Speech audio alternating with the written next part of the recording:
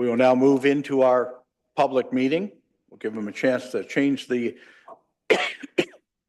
online access piece, and then I'll go ahead. Are we ready? Yes? Great. This is a council meeting to host public meetings on matters requiring approvals under the Planning Act. Before we begin, members of the public are advised that only specific stakeholders, including the applicant, the minister, public bodies, or a specific person, as defined by the Planning Act and or the registered owner of any land in which the zoning bylaw or official plan amendment would apply, may appeal council's decisions to the Ontario Land Tribunal. Further, if a person or public body does not make oral submissions at the public meeting or make written submissions to the Corporation of the City of St. Thomas before the amendments are passed, the person or public body may not be added as a party to the hearing of an appeal before the Ontario Land Tribunal unless, in the opinion of the tribunal, there are reasonable grounds to do so.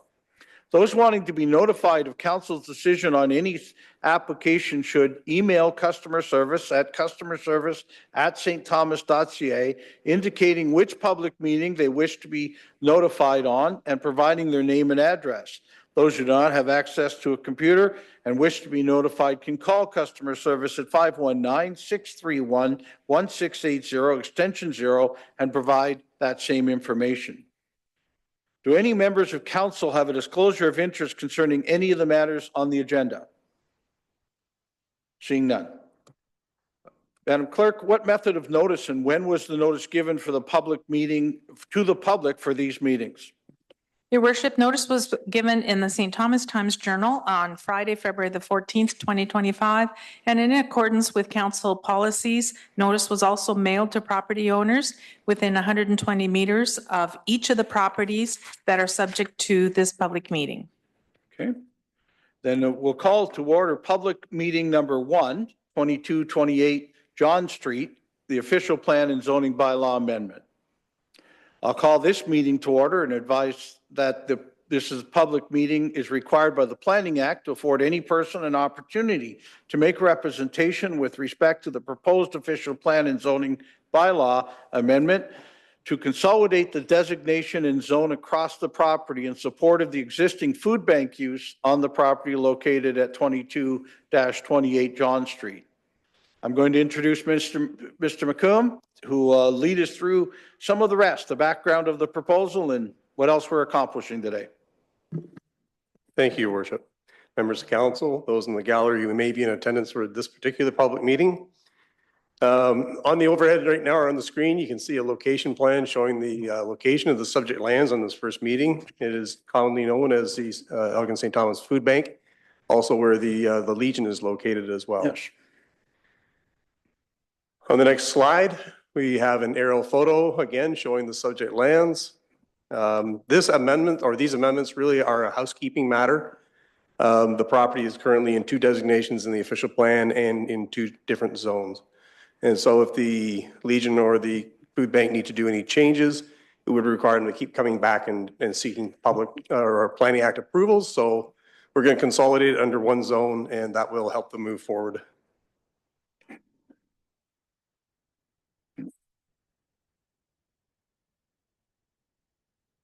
So we'll start off with the official plan amendment. The first is the introductory statement. It says that all of this part of the document entitled Part B, the amendment, constitutes amendment number 113 to the official plan.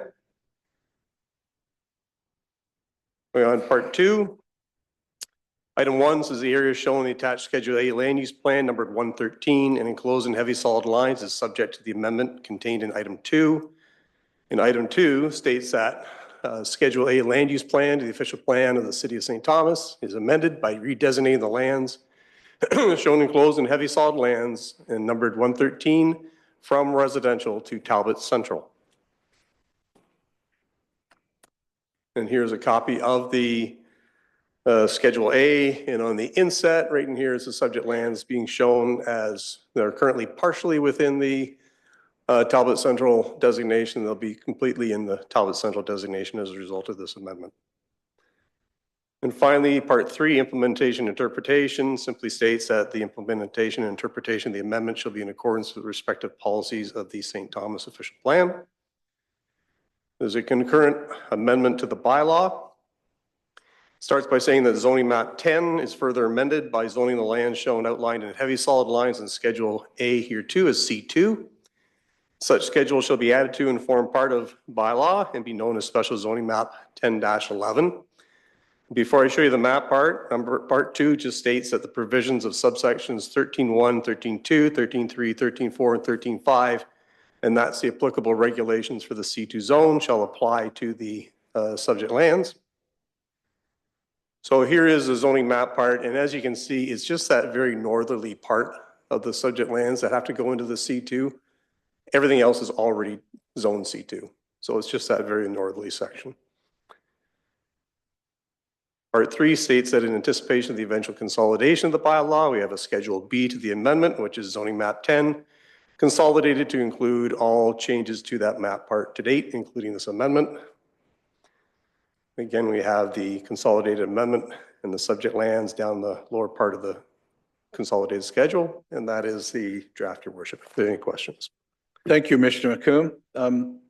Madam Clerk, have we received any written submissions on the proposed changes? Your worship, we have not received any written submissions. Okay.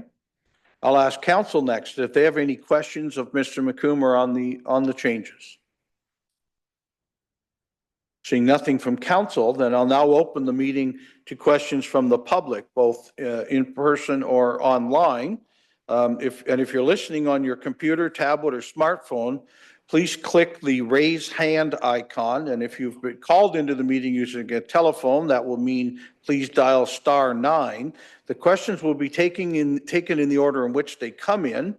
And when you're given an opportunity to speak, please provide your name and address for our clerk's records. So do I have any questions from council or from any members of the public? Yep, go ahead. You may want to come to the bar so we can hear you. Yeah, me too. That's why I don't go up. No, just come as close as you feel comfortable and yell it out for us. Good. Great. Instead of it being 2 lots now, it's going to be 1. Consolidated into one, yes. And it doesn't mean that there's going to be anything else in that building, like anything residential at all. Mr. McComb, I don't think that this zoning allows that to happen. Thank you, Your Worship. The C2 zone only permits residential 25 meters back from Talbot Street. And if it's less than 25 meters back, it would be have to be on above the main floor. Right. Given the distance back, theoretically, could it be used for residential? In all likelihood, there's a possibility. But certainly the intent of the current owners is to continue to operate it for institutional uses, the food bank and the Legion. Okay. Any further questions from members of the public? Are there any online? I see no hands raised, so I'll ask again. If you have a question and you're online, use the raised hand feature. And if you're here, raise hand feature, and council at any time. And I'll ask once more. Is there any other questions of the public or from the public, either in person or online or from council? Everyone's been given a fair opportunity to express their views, and if there are no further questions, please be advised that any persons wishing further information on the actions of council regarding the passing of a bylaw for the proposed amendments shall email customer service at stthomas.ca, indicating the public meeting. This one is the 22-28 John Street official plan and zoning amendment public meeting. And notify us of that and provide your name and address. And those that do not have access to a computer and wish to be notified can call customer service at 519-631-1680, hit extension 0, and provide that same information. This meeting is now concluded. I will move now to public meeting number 2, which is 451 Wellington Street, a zoning bylaw amendment. The second public meeting is required by the Planning Act to afford any person an opportunity to make representation with respect to the proposed zoning bylaw amendment to permit a townhouse development on the property located at 451 Wellington Street. I'll introduce Mr. McComb again. He needs no introduction, folks. He's doing 3 shows tonight. No. And you'll provide us the background information on the proposal and present the draft bylaw. Thank you, Your Worship. Okay, on the screen now, we have again a location plan for the subject lands. These lands are located on the north side of Wellington Street, just to the west of Manor. Most people will recognize these lands. There's a church that's located on the property. Yep. And between the church and the Elgin Mall is a large empty piece of land. And the church is severing that off for the proposed development for which this zoning amendment applies. So again, here's a aerial photo showing the subject lands. Between the dashed line goes essentially down the middle of the property. It's the area on the left that is subject to this zoning change. The church will remain in the current R3 zone. This is a site plan of the proposed development. It's a 36-unit townhouse development. It'll essentially everything will be on that westerly side. The church's parking lot is going to be consolidated behind the church, and they will have a shared driveway for access to both the church and the townhouse development. It'll be aligned with Rice Road to avoid any traffic conflicts. So as far as the amendment is concerned, Part 1 states that zoning map 18 of the bylaw is further amended by zoning the lands that are shown in heavy solid lines on that schedule as R5-50. The schedule should be added to the bylaw and be known as special zoning map 18-48. So here's a copy of that map part 1848 showing the area in solid line being placed into the R5-50 zone. We have drafted some regulations for the use. The area affected is the R5-50 as is shown on the map part. Maximum building height of 13 meters. The R5 zone does permit a maximum building height of 11 meters. They're actually not going all the way to 13. It's about 12 point something. We've just rounded it up. A minimum rear yard depth of 6 meters. And we have a provision here to deal with some projections for balconies into the rear yard. So it'll allow projection by a balcony or its supporting architectural features. These balconies have like a wing wall. They may project a maximum of 1.5 meters into a required rear yard. And I should state too that we've chosen the R5 zone because it is a zone that is commonly applicable to a lot of the other development in this area. So all the properties around are also in R5 zones. We have a couple of exceptions to the R5 provisions that are otherwise dealt with by the special provisions of this particular zone. In Part 4 of the amendment states in anticipation of the eventual consolidation of the bylaw, we have a Schedule B that shows a consolidated zoning map 18, which includes all of the changes to that map part to date, including this amendment. And here is the consolidated map part, subject lands being located right here, just to the east of the mall property. And that is the draft of the amendment, Your Worship, if there are any questions. Thank you very much, Mr. McComb. First of all, Madam Clerk, have we received any written submissions on the proposed changes? Your Worship, there were no written submissions. Thank you. Then I'll go to council, and I saw Councillor Wookie's hand first and Councillor Baldwin's hand second. Thanks, Your Worship. Jim, I always are thinking about neighbors and noise and that kind of stuff. Like this is going to back on to where the mall is and behind grocery store. And I'm thinking that there's a lot of things delivered at 4 o'clock in the morning to the back of a grocery store. So I always just say this as I trust there'll be fair warning from the developer to, I don't know if these are meant to be rentals or to be owned, but like just a full disclosure that what they might be getting themselves into, no different than if you were buying something beside a railway track or anything like that. So just want to make note of that. And then the second one, I always ask this because I'm interested in it, is drainage on the property, surface drainage. Where's that going? I didn't really take a close enough look, I guess. Is it heading north? Is it heading southeast? Where would the water be going on that property? Do we know that yet? Mr. McComb? Thank you, Your Worship. Through you to Councillor Wookie. This development, because of the number of units, will be subject to site plan control. And so we will deal with issues like the drainage and that at that time. Conceptually, we realize they will be doing some stormwater management on their site, but the details will be worked out at the site plan stage. Councillor Baldwin-Sand. Thank you. I'm hoping that the planner could keep my mind at ease. I noticed that this is one of many intensification projects that we've had come forward, and I do fully support that. I do have a bit of a concern when I see only one entrance and exit from the property. So is there going to be a need for a secondary exit? Is there going to be a need for emergency vehicles? I noticed that it's very, very wide to accommodate the access for the two different uses of the site, but that was a concern that I noticed from there, is that there is no secondary exit from the property. Mr. McComb. Thank you, Your Worship. As a part of the submission package, the applicant was required to submit a traffic report, which was reviewed and accepted by our engineering department. They feel the entrance setup as proposed is adequate.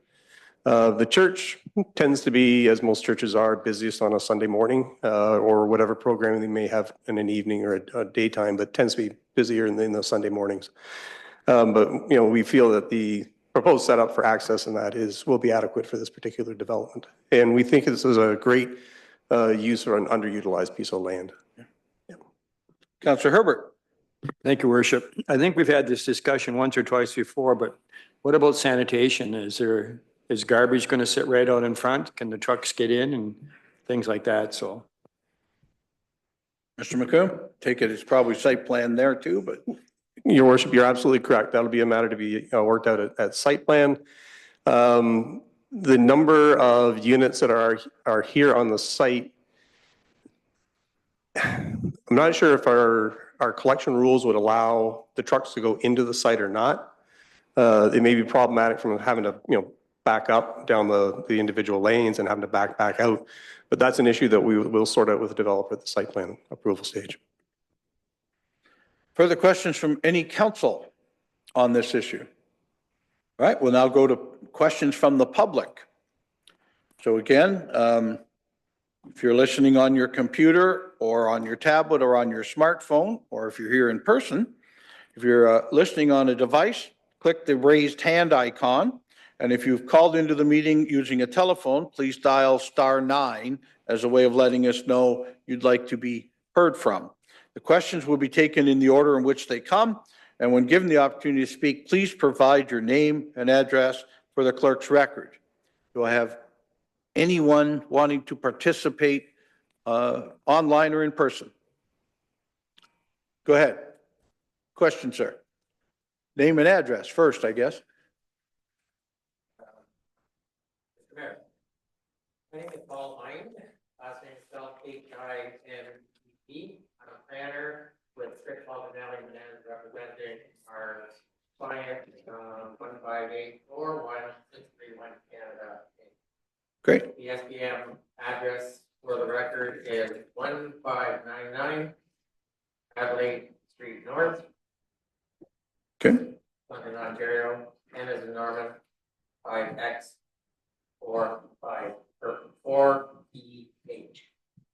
Well, great. So you're here to answer any questions if anybody had them. So. I am going to answer any questions if anybody has them. First of all, I'd like to thank Mr. McComb and the planning staff for diligently working with Strict Valley on getting to where we are today, which is consideration of the zoning bylaw amendment. Good.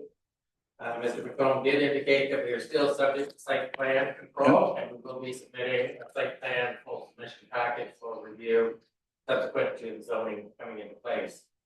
I can mention that we're fully in support of the proposed zoning bylaw that has been presented or will be presented to you for consideration. We have no objection to the special provisions or the wording that has been there for that. In addition to the transportation impact study that was provided, which was alluded to, it was identified that the traffic ingress and egress to the site will be achievable and accommodating without causing any adversarial impacts to the existing road network. In addition to the traffic impact study, there was a functional servicing report to ensure at the high level the sanitary storm and water will be accommodated from the post-development to your existing municipal infrastructure. Stormwater management will be a consideration of the site plan stage, and we're working towards that in our detailed engineering drawings. In addition, there was a planning justification report that was prepared, and it addressed obviously all of the elements of the original planning statement, the efficient plan, and the zoning bylaw. And we feel that this is an ideal opportunity to provide for an alternative form of housing and an intensification of an underutilized lot, bringing additional title form to the city. In terms of the noise issue, I might just answer that directly. Clearly, any future resident will know that what the existing land uses are. And so it's not that the commercial deliveries will all of a sudden come out after the fact when the housing is there.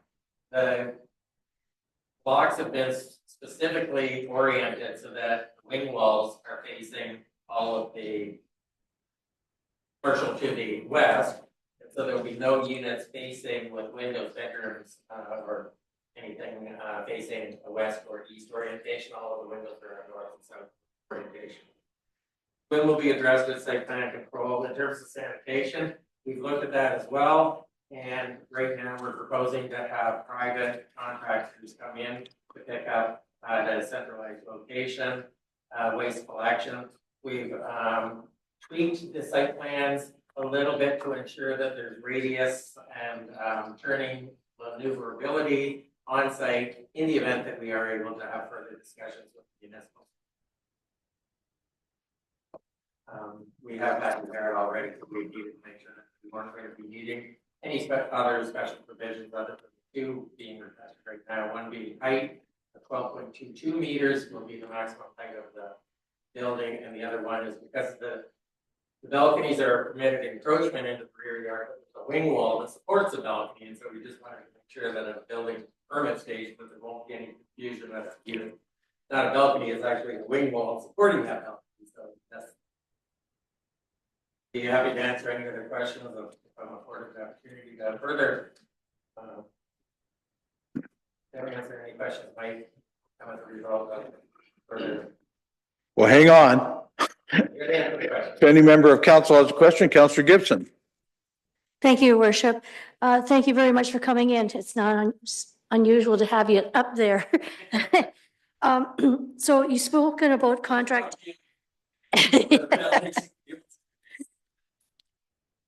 Today's Irish, your lucky day. You've mentioned about contracting out for your sanitation pickup. I was wondering about the our brown bin, our gray bin and blue bin projects that we have here. Well, not project, it's what we do. We we definitely make sure that we do a good job of recycling our goods here as much as we can. Thank you. Part of the site plan, you'll. It is with the equal bin pickup. Generally, there's one for waste as well as recyclable. Okay. Further questions from council? Seeing none. Further questions from the public, either present or online. If you're online, use your raised hand icon or star 9 if you're on a phone. Any further questions from the public? I'd say everyone's been given a fair opportunity to express their views, and if there are no further questions, please be advised that any person wishing further information on the actions of council regarding the passing of a bylaw for the proposed amendment should email customer service at stthomas.ca, indicating which public meeting, this one is 451 Wellington Street, so which public meeting they wish to be notified on and providing their name and address. Those who do not have access to a computer and wish to be notified will call customer service at 519-631-1680 and you hit extension 0 and provide the same information. This public meeting is now concluded. We will move on to public meeting number 3. It's a city-initiated zoning bylaw amendment. The third public meeting is required by the Planning Act to afford any person an opportunity to make representation with respect to the proposed zoning bylaw amendment to establish controls for the use of shipping containers in the city, to introduce new regulations controlling oversized vehicles, and to delete the prohibition on billboards currently in the zoning bylaw. We'll introduce the manager of planning, and you can guess who it is, and who will provide the background information on the proposed and present draft bylaw, and the chief building official will make a brief presentation regarding the sign bylaw. Please.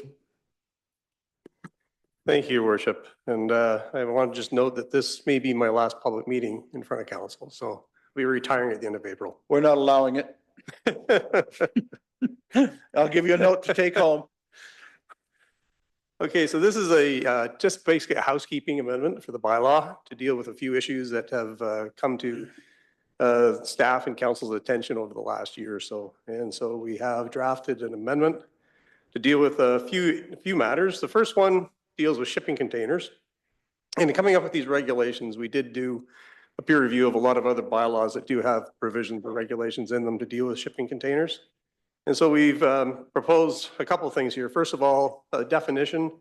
It'll be 1.111A, shipping container means an article of transportation equipment, including one that is carried by a chassis that is strong enough to be suitable for repeated use and is designed to facilitate the transportation of goods by one or more means of transportation and includes, but is not limited to intermodal shipping containers, body of transport trailer or straight truck box, but does not include a motor vehicle.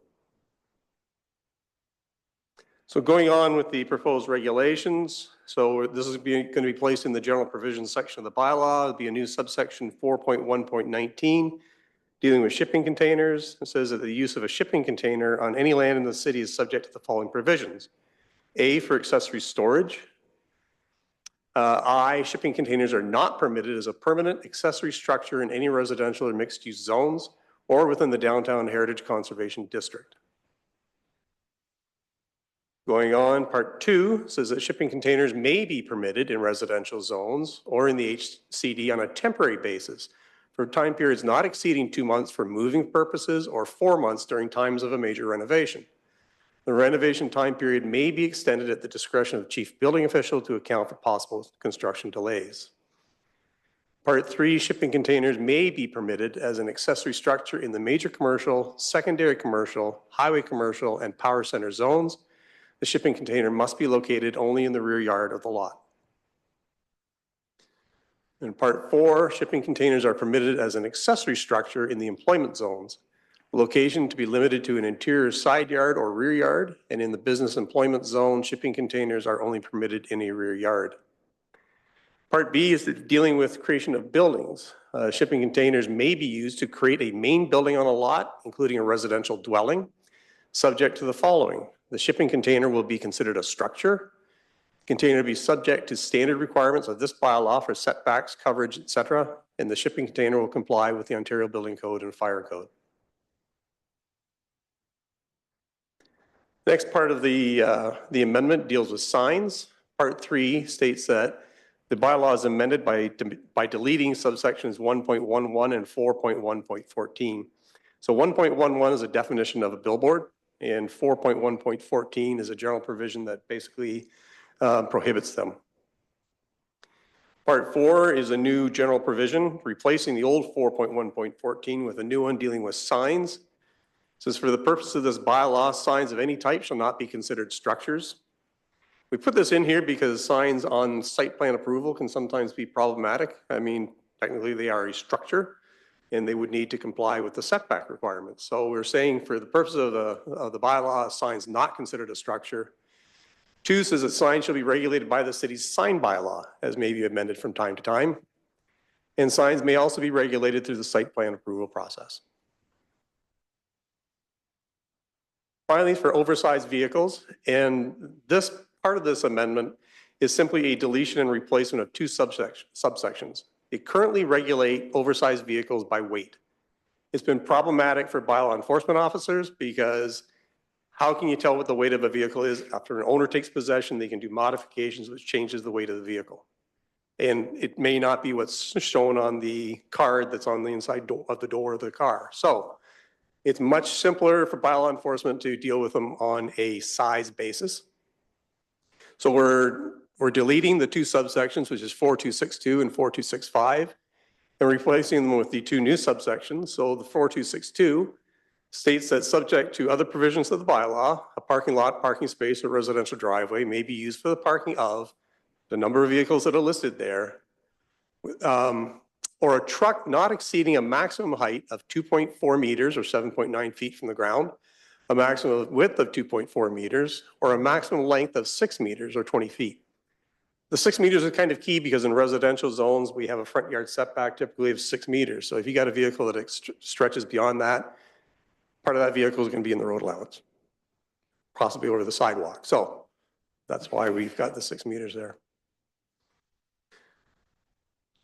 The new 4.2.65 or 6.5 states that no part of any lot shall be used for the parking of a motor vehicle exceeding a maximum height of 2.4 meters from the ground, maximum width of 2.4 meters, or a maximum length of 6 meters. And notwithstanding the provisions of subsection 4262 and 4265, we've put this in here, recognizing that some people do need to bring their recreational vehicle, their motorhome, whatever, to their house for simple maintenance and that sort of thing. So a motorhome, travel trailer, truck, camper, boat, or other recreational vehicle that is equal to or greater than 6 meters in length and or 2.4 meters in height can be continuously parked in a driveway in the front yard for a period of no greater than 30 days per year. So that should give most owners lots of options. If they have to prep for their camping trip or whatever, they can bring it to their place, have it there for a couple of days, get it all prepped up, and then go on their holiday. And we have, Your Worship, a couple of slides here to deal with the changes to the sign bylaw, and our chief building official is here to take counsel through those. Thank you, Jim. Thank you, Your Worship. So today we're going to be talking about the amendments to the sign bylaw. So point number one, updated references to the Municipal Act. So this is just to update to make sure that we've captured all relevant sections of the Municipal Act. Item number two, we've added a scope and intent section, number one. Item number three, we've updated the definitions just to include some of the changes that were made to the sign bylaw.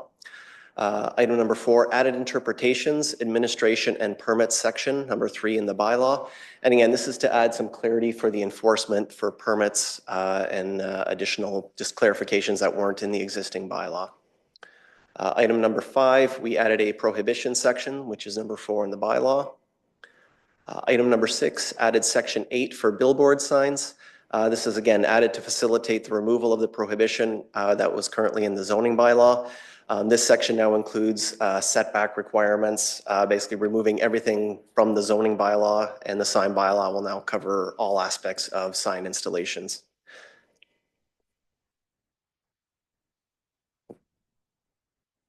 Item number 7, added section 9 to define electronic changing copy. Again, we set setback limitations to residential zones and brightness limits for electronic signs. We're aware that a lot more signs are becoming of this nature, so we want to make sure we have the appropriate controls in place. Item number 8, we added section 10 for illumination, lighting of signs. And again, this sets limits for the hours of illumination near residential zone, maximum brightness.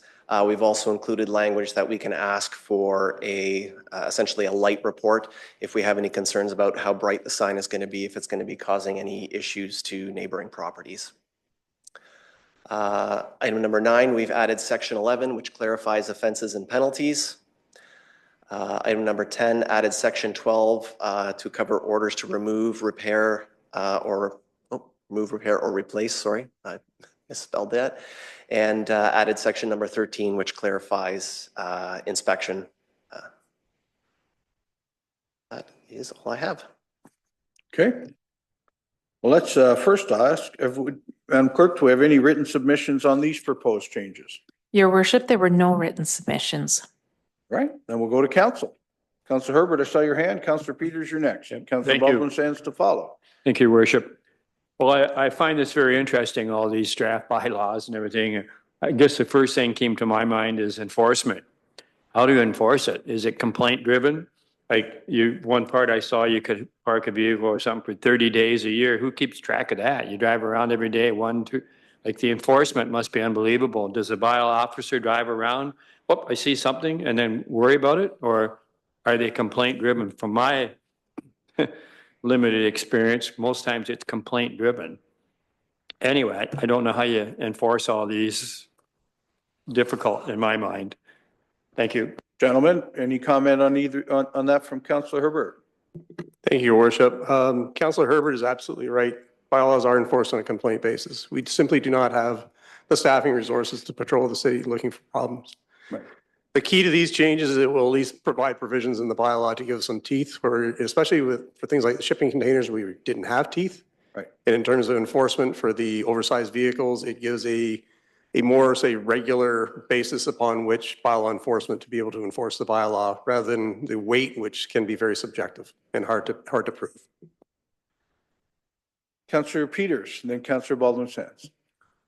Thanks very much, Worship. I'll start on the first one on the storage containers, tractor trailers. It's really too bad we're not retroactive on this one.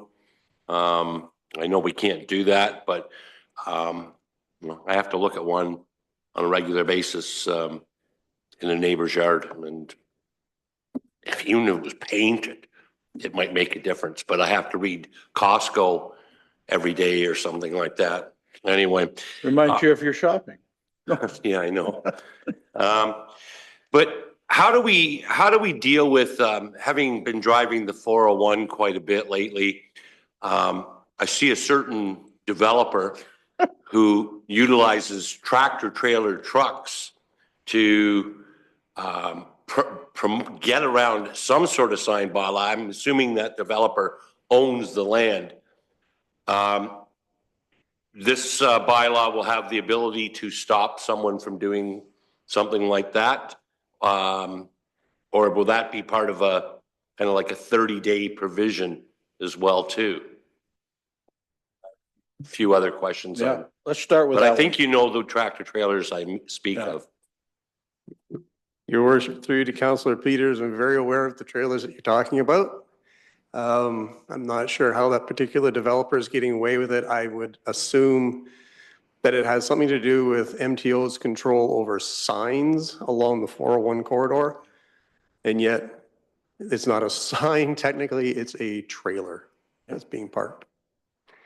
And as far as these provisions are concerned, I mean, if it was a similar transport trailer parked somewhere, well, if it, depending on what zone it's in, there are provisions for residential zones that would control that. Want to try another? Or Angela, you got something to add to that one? Yes, thank you, Your Worship. Yes, in the prohibition section, item L, erect, locate, or display a sign that is on a vehicle or trailer or painted thereon, except a temporary sales trailer for new construction located on the site of the construction, where the vehicle is not used in weekly operation for transportation, and is parked or located in a manner so as to make the sign visible from a street for the purpose of acting as a sign. So I think that speaks to that, and I'm very familiar with those signs as well, and I kind of wonder how they're always Okay, there. so then I want to go to oversized. Similar vein as Councillor Herbert. So it's 30 days. So if somebody calls me up and says, there's been a motorhome for 32 days across the street from me. Enforcement, so then now we have a complaint. So I take it we can't go retroactively back, even going on the word of the neighbor saying that I've had to look at this thing for 31 days now. When we come out with enforcement, we will start the clock ticking on the day that we show up. So it technically could be there for 61 days because we didn't know it was there for 31 days. Am I following that properly? Your Worship, through you to Councillor Peters, technically, yes. I mean, we can only, start the enforcement aspect when it comes to the city's attention. And we would then, at that point, start recording how long the trailer or RV or whatever it is in the driveway or on the property. Okay, so I'd like to know from an enforcement perspective, we're not just complaint driven. If a bylaw enforcement officer is driving by and for 2 months is seeing a motorhome parked at a house, our bylaw enforcement officer has the authority, without a complaint being submitted, has that ability to go and say, hey, look, I've been looking at this thing for 31 days. Does the bylaw enforcement officer have the ability to begin the process, or does he or she have to wait until we actually have a complaint?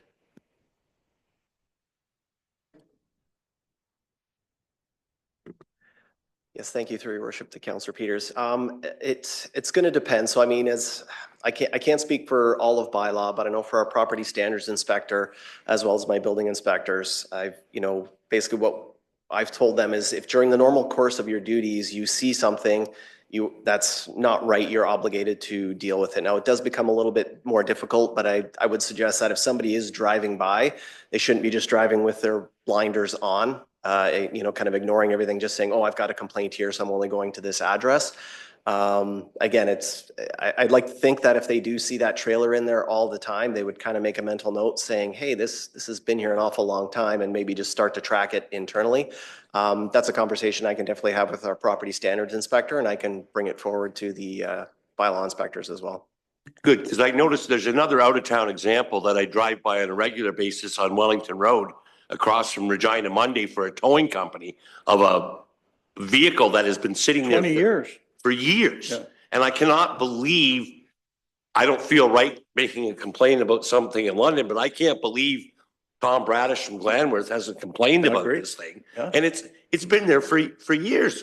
And I actually think the property is owned by the individual that Whose truck it is. not owns that truck, but owns a number of other trucks, but might be wrong on that. But anyway, that to me, that's an example of somebody from the City of London bylaws has to have driven by that thing and said, this towing company cargo van is an eyesore.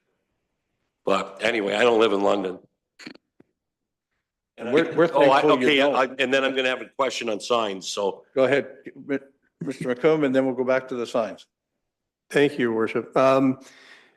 It's a very good point you're making, Councillor Peters, and it underlines the importance of at least some of these changes in the sense that, for example, with the oversized vehicles, we're not going to be regulating them by weight. Because if an enforcement officer is driving around and sees a large vehicle, they can't just look at that and go, well, I assume it weighs a certain amount. But they'd have a better idea visually if that thing may be in violation of the oversized vehicles based on its size. So I think that's an important change. I believe our director has a comment. Okay, And Wait. thank you. jump in, Lou. Yeah, I'm feeling left out. Yeah. Through your worship, so the great questions that are being asked, just wanted to make one comment, and because these fellows have been answering the questions bang on, but just a comment about the number of days for enforcement. I mean, we had provisions like that, like the 30 days for oversized vehicle and allowing, I can't remember what it is, up to 2 months or 4 months for shipping containers. It isn't all just about the residents that you hear from that are complaining about these oversized vehicles and shipping containers. We're also trying to provide some flexibility for legitimate reasons for property owners that, are doing renovations, that are in the process of moving, that do require a shipping container from time to time for those purposes, or for people that do own large recreational vehicles that have a place off-site to store it or do store it or do it illegitimately, but do need that period of time, for the setup and then for the cleanup after their trips. So those regulations are there. There will be some challenges in terms of monitoring those numbers of days, and that's where you'll hear from, I'm sure, and we'll hear some complaints, but we'll do our best to make sure that those timelines are met. Just wanted to make those comments. good, thank you. Now, thanks, Your Worship. I'm going to go to signs. Great. I can stand on my back deck in the downtown core on any given night and watch a light show take place on Talbot Street, of watching reflections coming off of a city-owned structure, in front of the tourist office, the advertising sign, and on the west wall of the Bistro restaurant. Like, I mean, it is a psychedelic light show. So how are we going to enforce that? Like, if let's say that west wall of the Bistro had windows in it, it would drive me nuts if I had to deal with that. And that goes, I think it goes all night. At least it's on till I go to bed after, 11:30 after watching the news.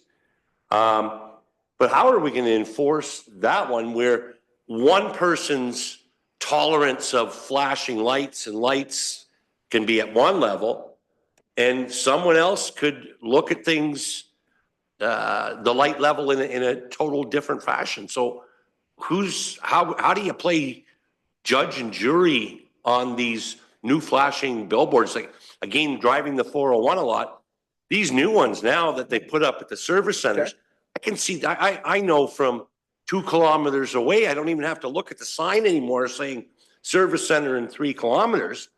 I can see 3 kilometers away that service center's ahead. So how do we become judge and jury on light?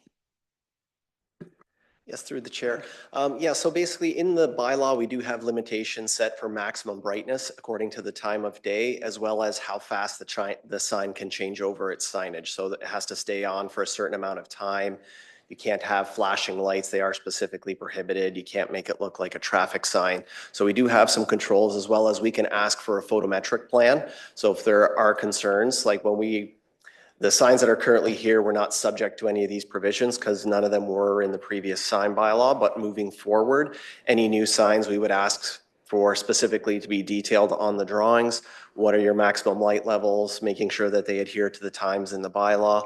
And then we can ask for a photometric plan as well after the sign is up. That's part of the enforcement provisions in case this question does come up. Because then we would ask for a qualified person to provide a report saying, okay, how much light is this sign actually producing and does it correspond with our bylaw?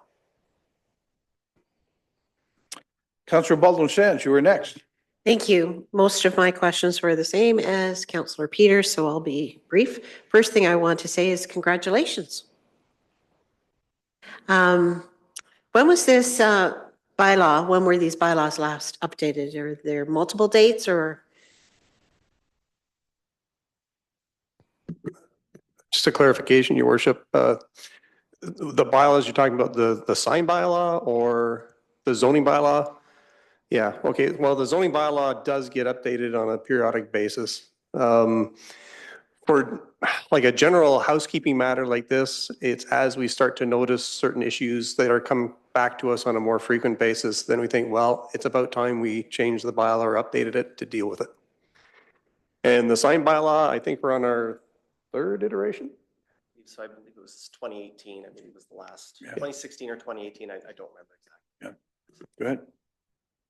The reason that I asked that question is because I agree with Councillor Peters when, especially flashing lights and even something as simple as a flashlight, the intensity of the light, especially when it flashes, has become incredibly harsh compared to what they used to be. And some of it is for emergency purposes, et cetera. But some people do get a flashing light that you have to keep, for example, in your boat.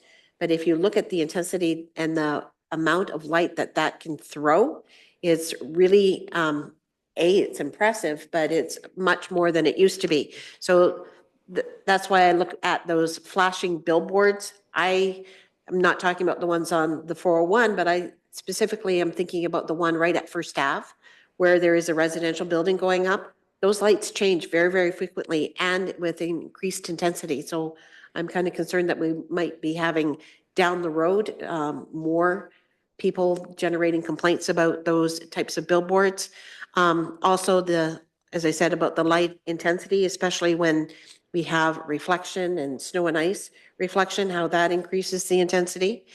And years ago, we talked about a customer, a citizen complaint about ambient light, that there was a light that wasn't given enough of a shadow or a shade so that when it cast down onto a commercial parking lot, the amount of light that was going into the backyard of the three residents that backed onto that property, it basically lit their entire backyard. So we talked about that and there was nothing that could be done at the time. So I'm very appreciative of these types of things being put into place because of those past incidences for the citizens because they had no recourse at the time. So again, I say thank you. Councillor Wookie. Thanks, your worship. Okay, so getting back to, is it a sign or a structure? So let's say you're retiring, congratulations, and now Doug Terry Holmes says, we're gonna build Macomb Manors, okay? And there's gonna be a sign going in the neighborhood that says Macomb Manor. So is that stone thing with a sign on it that says Macomb Manor, is that like a sign or is that a structure in terms of setbacks? Because those signs kind of bug me because then who owns them and all the kind of stuff. Like, you know, I think I get them for marketing points of view, but then afterwards they become somebody's problem. And I just look over at Orchard Park, there's one very close to the roundabout. And anyway, what's the situation with those things? And I promise that's my only question. Monument sign. Thank you, Worship. Through you to Councillor Wookie. The intent of these amendments, first of all, as far as the bylaw is concerned, it's try to make it clear that the signs are not considered a structure for the purposes of the zoning bylaw. We want signs to be controlled, all signs, billboards, everything, including the signs you're talking about, through the sign bylaw and with the changes that Angela was talking about. So that's where signs will be controlled. Signs will also be controlled through the site plan approval process. So we deal with the position of all buildings and structures on that site plan as part of that process. So we'll ensure that wherever the signs are located and what the proposed size and everything is complies with the sign bylaw before that site plan gets approved. Okay. Further questions from council? Councillor Taylor. Just to verify in my own mind, in the HCD, this does not allow, I hope I don't use the wrong word, but big yellow signs. They're still not permitted in our HCD? The downtown core? Yeah, the big yellow signs, portable signs. Portable signs. They're not allowed. To my knowledge, it might have been during COVID, they were removed. I'm just making sure that they're not allowed back in again. At the last signage bylaw, 2017 or 2018, when it was before me, but when the council last did it, they were taken away. And we made some exemptions during COVID to allow businesses to better advertise themselves, but that is now timed out. But I don't think this adds them back in. Please let us know if it does.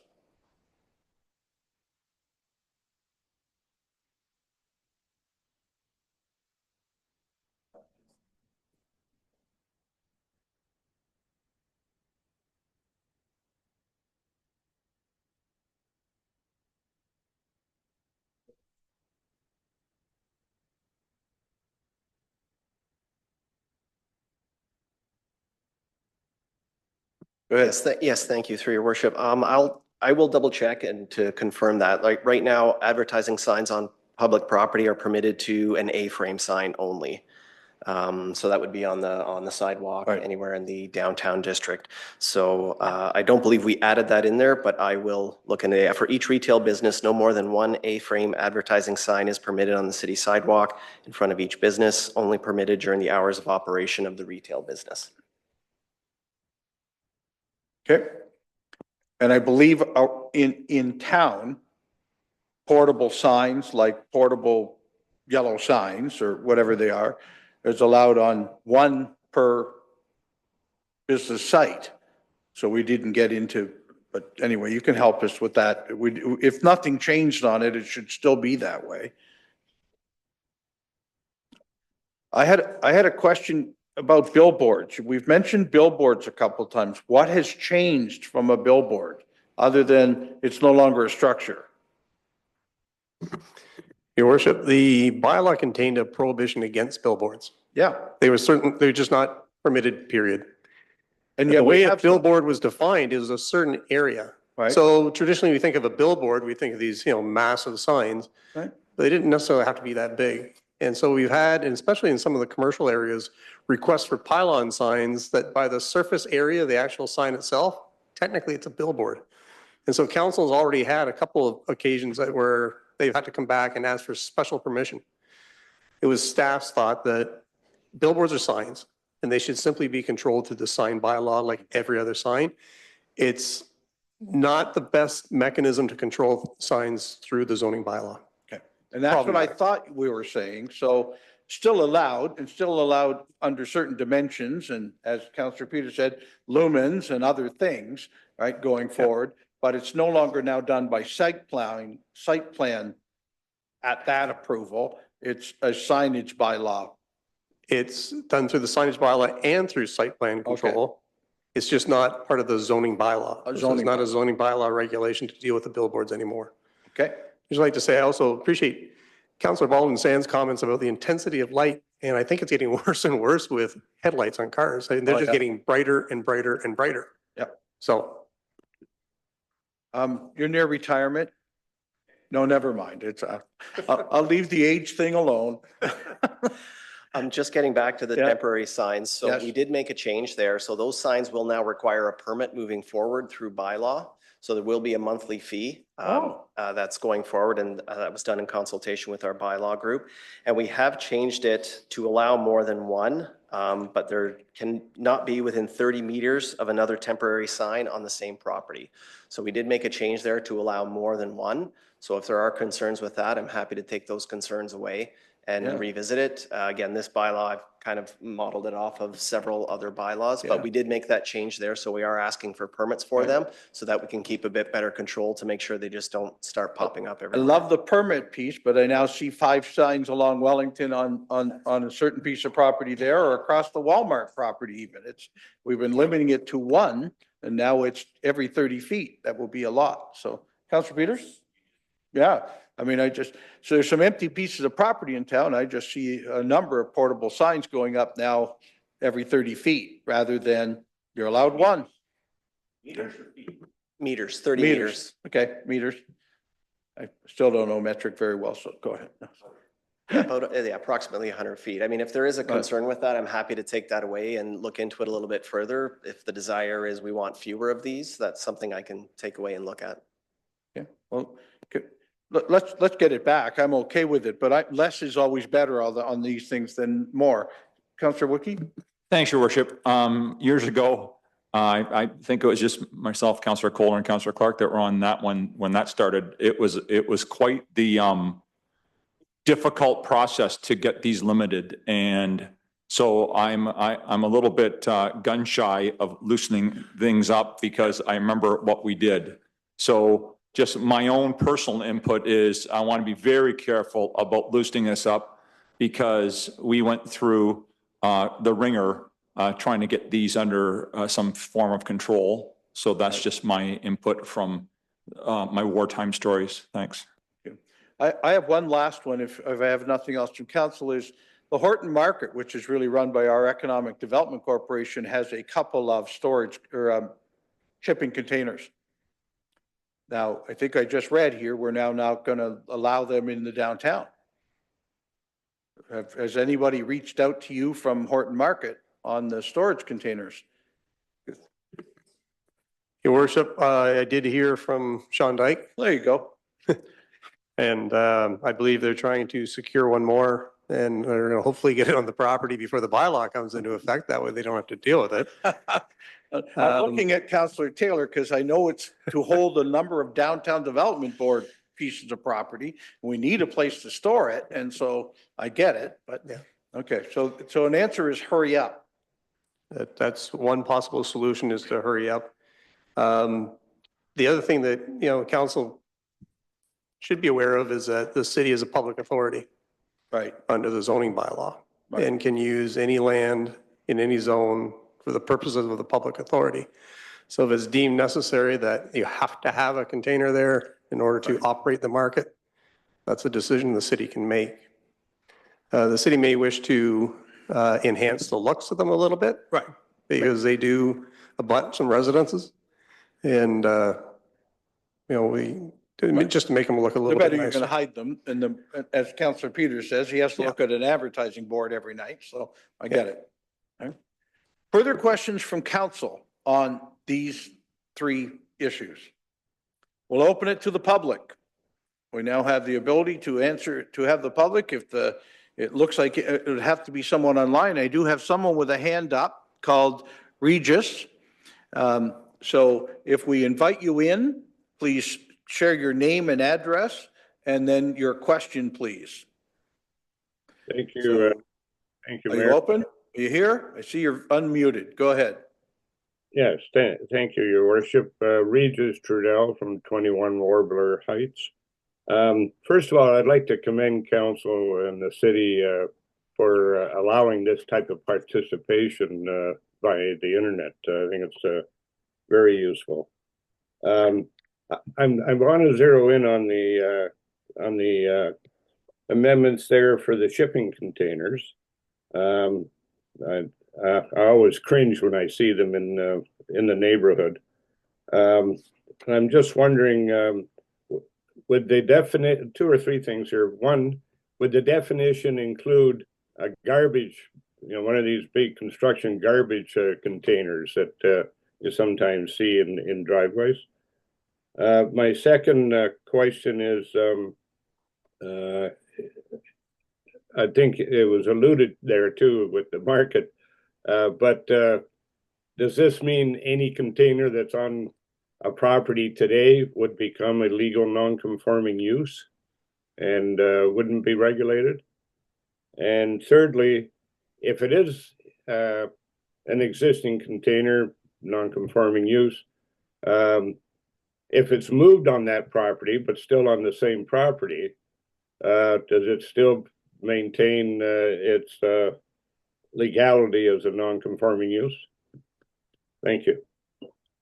Good questions. I'm going to go to Mr. McComb. Let's see what the answer is to those three questions. Thank you, Your Worship. I'll try to provide an answer for these. For the containers, as far as like a garbage bin that goes onto a property for typically it's short periods of time during major construction renovations, would not fall under, they're not shipping containers, and we're not including something like that in the definition that we're putting into the bylaw. So it wouldn't fall under the shipping container regulations. Typically, those things are on the property for a shorter period of time, and then as soon as they're full, they're taken away. As to the existing legal non-conforming containers, anything that's on a property, yes. I mean, this bylaw is not going to apply retroactively to something that is already there. If they decide to move that container, staff would have to take a look at that to see what applicability there may be in terms of where it's being located, and if there's any aspect of these regulations that may apply in terms of setbacks and that sort of thing. So, but if it already exists on the property, I'm not sure we could have them remove it from the property just because they want to move it from one location to another. Okay. Yep.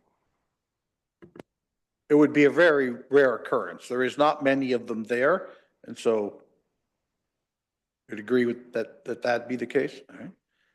All right. Any further questions from the public? Anybody else who has a question? Please, hands up. Use the hands up feature, or if you're on a phone, *9 in order to get our attention. And if there's no one else that needs a question there, I'll ask council again. Do you have any further questions from council? Or back to the public? Anybody with a question there? Councillor Peters, look, cool. And I just want to go back. You're an auctioneer. I just want to go back at this one last time. Is there nothing we can do on the retroactivity side on these shipping containers? Because this means that I will have to look at this shipping container for the rest of my days that I own this house. And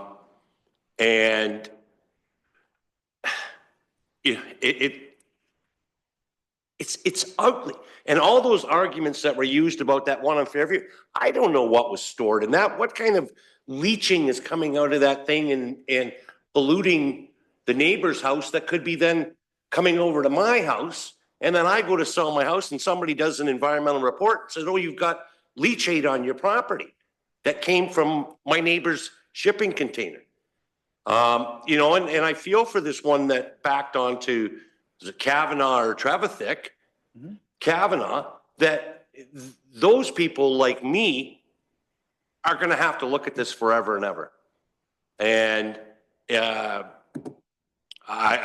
if nothing else, I've expressed my frustration at the lack of retroactivity in this, and I guess I'm just stuck with it. But you got to get it off your chest tonight, Steve.